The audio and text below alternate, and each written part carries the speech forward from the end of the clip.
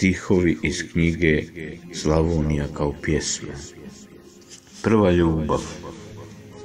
Autor Stjepan Maksimović.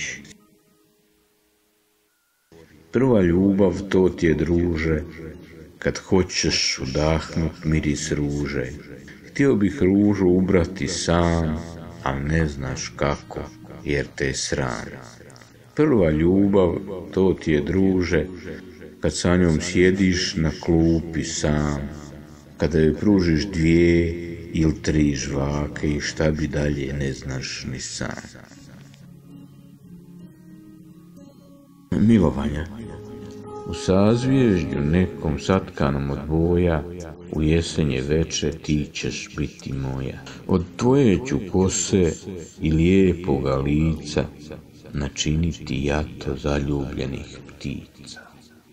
A mjesec će mladi da se čudi jatu, ali će pri svitanju da naliči zlato.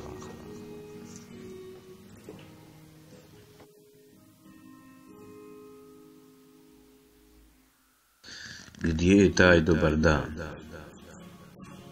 Autor pjesme Stjepan Maksimović. Stihove govori Stjepan Maksimović. Gdje je taj dobar dan?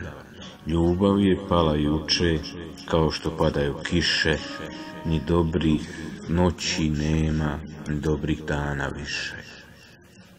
Ljubav je pala prazno i razbila je nadanje, opet se evo danas ponavlja isto padanje.